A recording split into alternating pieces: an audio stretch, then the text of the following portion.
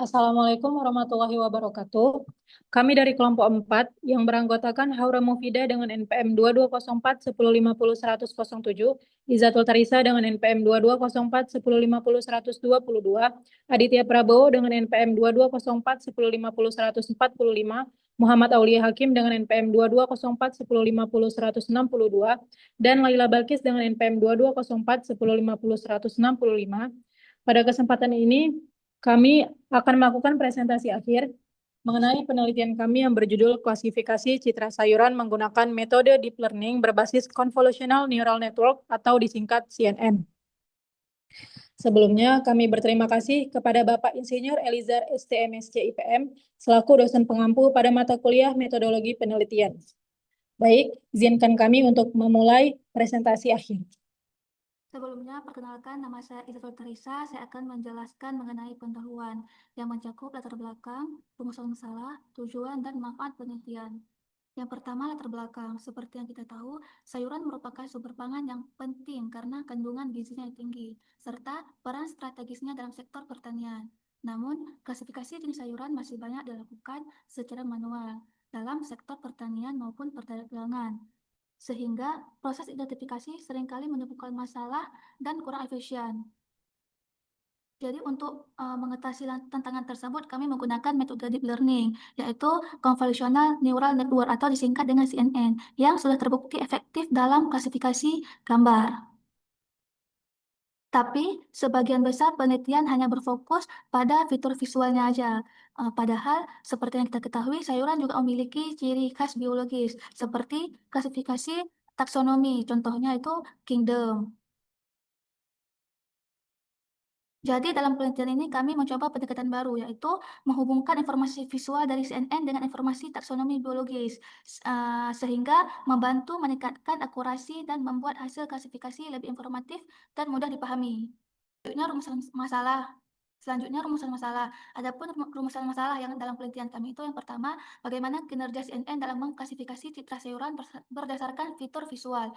Yang kedua, apakah penambahan informasi taksonomi biologis, khususnya kingdom, dapat meningkatkan akurasi klasifikasi citra sayuran. Yang ketiga, bagaimana pengaruh integrasi fitur taksonomi terhadap interpretabilitas hasil klasifikasi.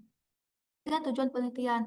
Berdasarkan rumusan masalah yang telah saya sampaikan, maka tujuan penelitian kami yang pertama, mengembangkan model klasifikasi citra sayuran secara otomatis menggunakan metode CNN.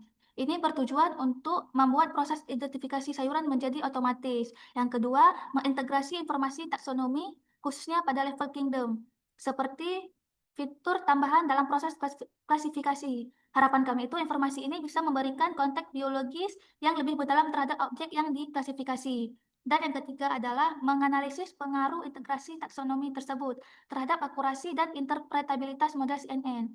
Jadi di sini kami tidak hanya melihat seberapa akurat modelnya, tetapi seberapa mudah hasil klasifikasinya yang dipahami. Selanjutnya itu manfaat penelitian. Adapun manfaat penelitian kami itu yang pertama, sistem yang dikembangkan memberikan solusi otomatis untuk klasifikasi sayuran yang dapat dilakukan secara akurat dan cepat, sehingga dapat membantu para petani, pedagang, maupun pelaku industri dalam mengidentifikasi produk mereka, terutama dalam skala besar. Yang kedua, dengan mengintegrasi informasi taksonomi biologis, hasil klasifikasi yang dihasilkan tidak hanya berdasarkan ciri visualnya aja, tetapi juga lebih informatif. Ini guna untuk meningkatkan kepercayaan pengguna terhadap sistem yang digunakan. Yang ketiga, mendukung penerapan teknologi kecerdasan buatan di sektor pertanian sebagai bagian dari transformasi digital menuju sistem pertanian yang lebih presisi dan efisien. Sekian dari saya, untuk selanjutnya akan disampaikan oleh teman saya. Baik, terima kasih. Sebelumnya perkenalkan nama saya Laila Balkis. Saya akan menjelaskan mengenai tinjauan pustaka pada penelitian ini. Yang pertama ada Convolutional Neural Network atau disingkat CNN, yang merupakan salah satu jenis jaringan saraf tiruan yang banyak digunakan dalam pengolahan data citra. CNN dapat mendeteksi dan mengenali objek dalam gambar secara otomatis. Secara umum, arsitektur CNN tersusun atas 3 jenis lapisan utama. Yang pertama ada convolutional layer, yang kedua ada pooling layer, dan yang ketiga ada fully connected layer. Convolutional layer merupakan bagian utama dalam arsitektur CNN yang berfungsi untuk melakukan proses konvolusi terhadap data dari lapisan sebelumnya. Pooling layer adalah bagian dari CNN yang berfungsi untuk mengkecilkan ukuran data dari feature map tanpa menghilangkan informasi penting. Pooling layer ada dua jenis. Yang pertama, max pooling, yang mengambil nilai paling besar dalam suatu area kecil. Jenis yang kedua, average pooling, yang mengambil nilai rata-ratanya. Fully connected layer merupakan struktur dasar dari jaringan saraf di mana semua neuron terhubung. Dalam pengembangannya, CNN juga dapat dimanfaatkan dalam bentuk pre-trained model, yaitu model yang sebelumnya telah dilatih menggunakan dataset besar, lalu digunakan kembali untuk menyelesaikan permasalahan lain yang serupa. Selanjutnya, transfer learning merupakan teknik yang digunakan untuk menyelesaikan masalah baru yang mirip dengan masalah sebelumnya, dengan memanfaatkan model yang sudah pernah dilatih pada dataset lain.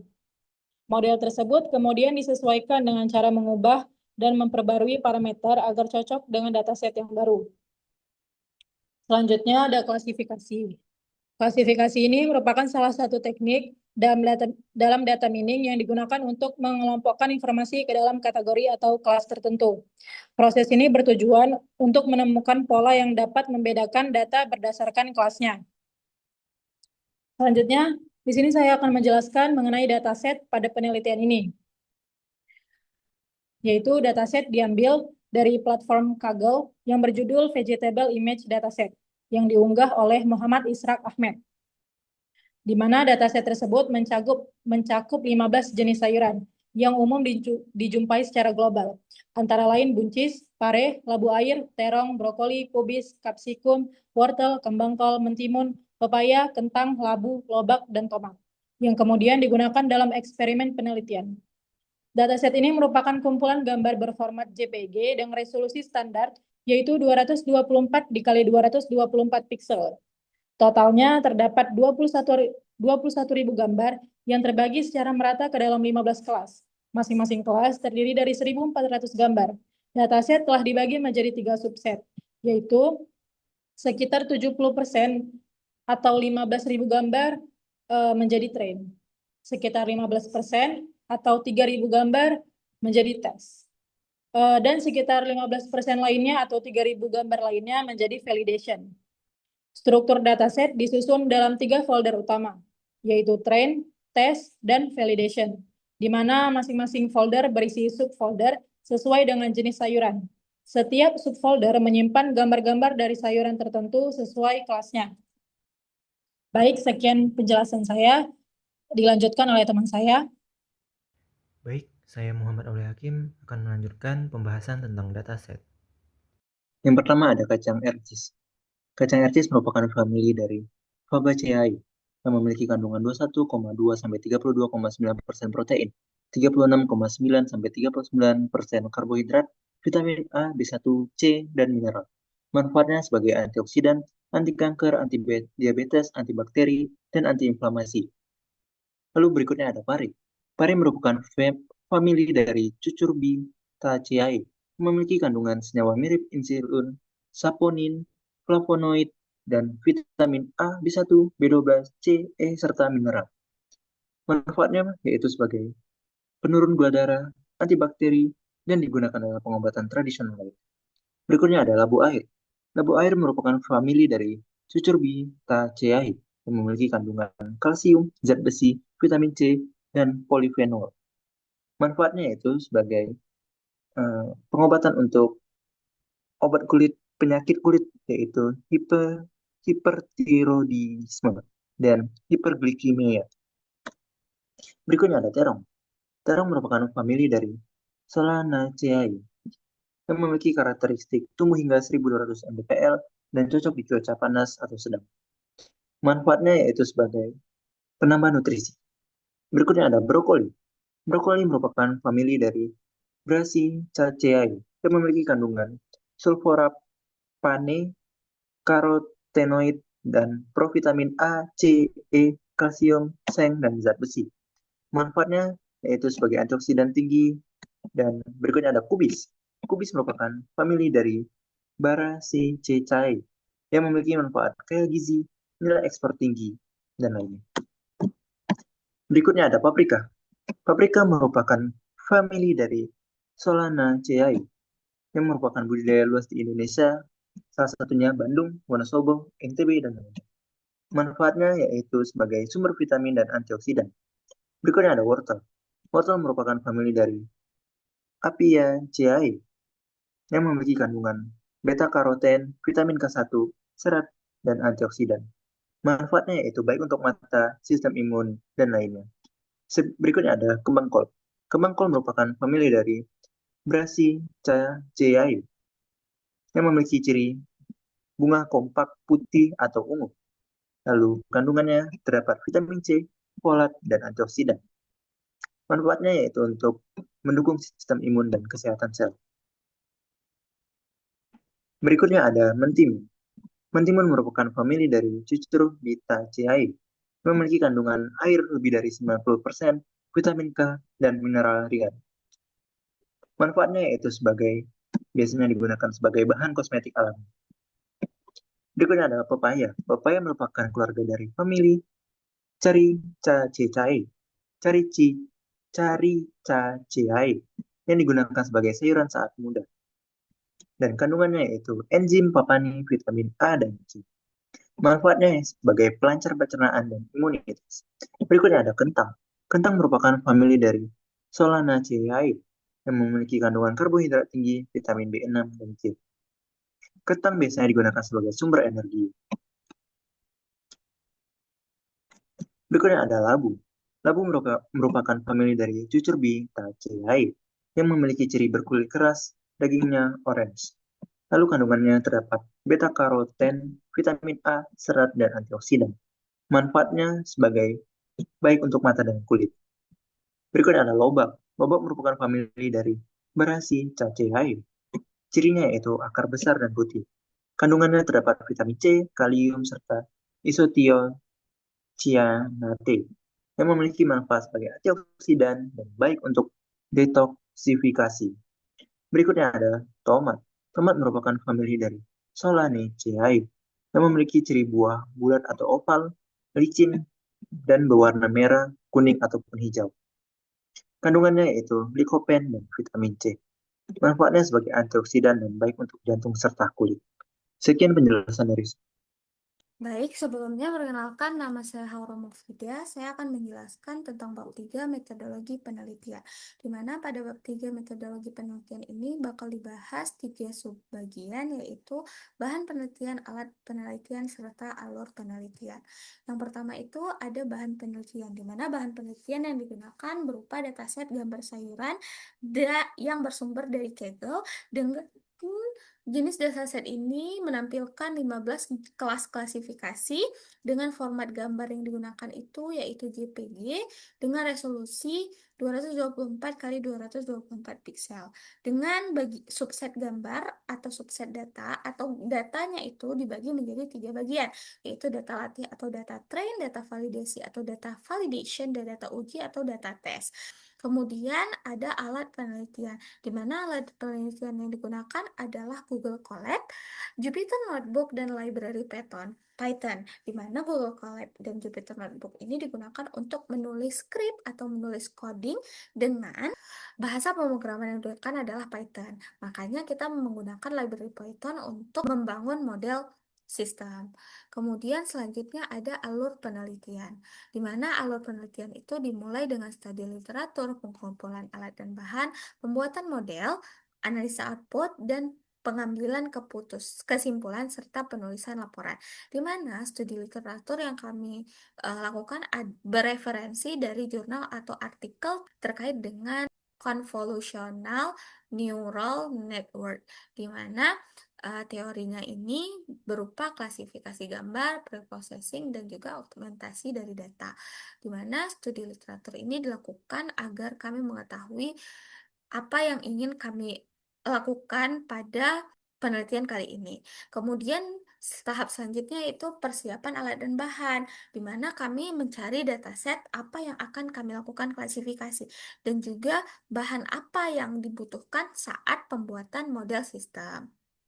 Kemudian tahapan selanjutnya itu adalah membuat model CNN. tahap membuat model CNN yang pertama itu adalah pre-processing dataset, di mana tahapan pre-processing itu berupa normalisasi piksel dari 0 hingga 1, dan juga dilakukan augmentasi data berupa rotasi, flipping, dan zooming, juga pemeriksaan label. Tahap pre-processing ini bertujuan untuk mempercepat komputasi, meningkatkan variasi data, dan mengurangi overfitting. Selanjutnya ada perancangan model CNN. Dengan arsitektur modelnya itu adalah menggunakan arsitektur sekuensial, di mana kita harus menambahkan layer demi layer untuk membangun model. Jadi layer yang kami gunakan itu ada convolutional layer, yaitu ekstraksi fitur-fitur visual, ada pooling layer untuk mengurangi dimensi data, dropout layer untuk mencegah overfitting, dan fully connected layer atau dense untuk memprediksi hasil dari klasifikasi. Kemudian selanjutnya ada pelatihan dan validasi model, di mana dataset train digunakan untuk melatih model, di mana matriks yang akan diamati itu adalah loss atau error pada model dan akurasi atau prediksi benar pada model. Kemudian data validasi atau validation digunakan untuk mengevaluasi kemampuan dari si model atau si sistem. Kemudian ada analisis output system, di mana pada analisis output system ini yang kita lihat itu berupa matrik evaluasinya, di mana matrik evaluasi yang digunakan adalah akurasi, yaitu presentase prediksi benar dari sistem. Kemudian ada precision atau prediksi positif yang benar, ada recall, yaitu kemampuan model mendeteksi kasus positif, dan F1 score atau gabungan dari precision dan recall. Kemudian langkah selanjutnya ada pengambilan kesimpulan, yaitu evaluasi pencapaian tujuan dari penelitian ini. Kemudian mengidentifikasi kekuatan dan kelemahan dari model. Kemudian melakukan rekomendasi pengembangan dari model, misalnya datasetnya lebih diperbesar, kemudian dilakukan augmentasi tambahan, dan juga mengeksplorasi arsitektur CNN yang lebih kompleks dan mungkin bisa lebih unggul daripada model yang kami kembangkan. Kemudian, untuk langkah selanjutnya pada metodologi penelitian, sebagai langkah terakhir adalah penulisan laporan. Sekian dari saya, bagian selanjutnya akan dilanjutkan oleh teman saya. Saya Aditya Prabowo dari kelompok 4 akan menjelaskan mengenai pemrograman atau codingan daripada dataset yang kami pilih, yaitu dataset 15 klasifikasi selayuran dari 15 kelas. Jadi untuk penjelasan mengenai codingan pertama itu kami mengambil dataset dari Kaggle itu saya import ke dalam Google Colab. Dapat dilihat di sini. Saya download langsung datasetnya dari link Kaggle-nya. Jadi dari Miss Rahmat Vegetal Limit Dataset Print, Datasort Import Complete. Oke. Setelah itu saya menentukan path untuk folder train-nya. Folder train, validation, sama tesnya. Setelah itu saya print data dari kelas-kelasnya, yaitu ada brokoli, ada kapsium, ada botol gourd, radish, tomato, brinjal, pumpkin, carrot, papaya, dan lain-lain. Nah, setelah itu saya membuat yaitu terbaca untuk semua data-data sayurannya, yaitu terbagi 3. Ada 15.000 gambar yang terdapat pada data train, ada 3.000 image yang terdapat pada data validasi, dan ada 3.000 image yang terdapat pada data set. Jadi semuanya ini 15 kelas. Oke, selanjutnya di sini saya membuat TensorFlow keras models yang berarti model yang saya buat ini adalah model CNN sequential, yang dimana saya menerapkan beberapa layer-layer seperti conv2d, max polling 2d, dropout, flatten, dense, global average polling 2d. Nah, jadi semua ini saya layer-layer gitu. Oke, setelah itu saya bangun model CNN-nya dengan dapat dilihat dengan epoch. Jadi saya epoch dalam epoch 10. Jadi dapat dilihat dalam dalam skala satu step epoch itu ada 952 milisecond. Oke, untuk selanjutnya saya mengevaluasi tes data dari CNN model yang sudah di epoch. Ini dapat dilihat 94 step, di mana per stepnya itu 410 milisecond. Oke, dapat dilihat akurasinya adalah 0,8993 dan lossnya 0,3343. Oke. Setelah itu baru saya definisikan lagi predik image-nya, saya definisikan predik image, dan untuk ini saya membuat prediksi dari fungsi prediksi, ada juga yang di mana ini dapat memprediksi seluruh tes data. Nah, di sini saya juga menampilkan confusion matrixnya daripada data-data yang ada seperti ini, confusion matrixnya daripada data-data yang ada.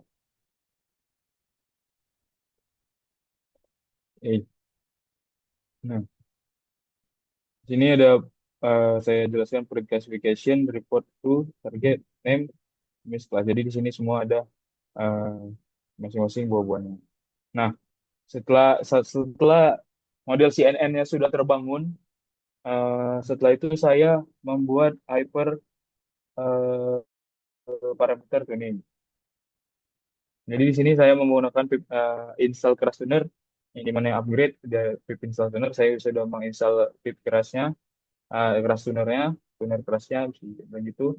Terus tuh untuk yang ini saya langsung membuat mode dari ininya, mode dari tuner kerasnya. Dapat dilihat juga di sini ada depth build model, yang dimana di sini terdapat beberapa layer-layer yang tadi daripada model CNN yang telah dibangun. Setelah itu, setelah semua terbangun, eh, dapat dilihat ini ada ininya, ada layer-layernya. Setelah terbangun semua, nah setelah semua terbangun, nah pada ini, jadi pada pada bagian ini saya menerapkan epoch, yang dimana max epochnya itu 5, tapi trialnya 5. Jadi di mana satu satu kali trial itu ada 5 epoch. Jadi yang trial yang saya buat di sini yaitu 5 kali trial. Setelah 5 kali trial, dalam satu trial dari 5 epoch, eh, maka saya lanjutkan pada bagian ini. Di setelah itu model Astro ini dapat dibilang saya memodelkan history CNN model fit ini untuk menampilkan daripada grafik yang telah yang ada pada validation validation dan trainingnya. Ini di sini ada 3 epoch. Setelah saya ini ada 3 epoch. Setelah itu dapat dilihat di sini ada saya mendefinisikan grafik akurasi daripada si training dan validation akurasi. Nah, dapat dilihat seperti ini, yang garis hijau, garis oranye ini adalah validation akurasi, dan train akurasi ini adalah yang warna biru adalah train akurasi. Dapat dilihat seperti ini. Ini kita di sini. Nah, untuk yang grafik bawah ini ada train, train loss-nya yang warna biru, garis warna biru, dan yang garis warna orange ada validation loss. Oke, setelah itu setelah membuat grafiknya dapat dilihat seperti ini grafiknya, saya langsung membuat definisi dari prediksinya seperti yang tadi. Definisi prediksi daripada si sistem. Jadi saya memasukkan gambar tomato. Awalnya ini masih salah gambar tomatonya, jadi prediksi seperti itu. Setelah itu saya ubah lagi ulang ke predict image-nya. Dan saya ubah lagi confusion matrix-nya.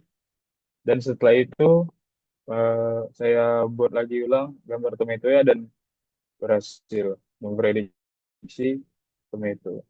Setelah itu saya mencoba lagi di sayuran lain yaitu di cabbage atau kol dan prediction-nya confidence-nya 1 benar. Setelah itu saya buat di brinjal ini dan confidence-nya juga benar brinjal. Mungkin sekian dari penjelasan apa yang saya buat mengenai kode-kode dari pemrograman untuk klasifikasi 15 kelas sayuran yang ada pada dataset yang kami buat. Baik, sekian dari presentasi kami. Lebih dan kurang kami mohon maaf.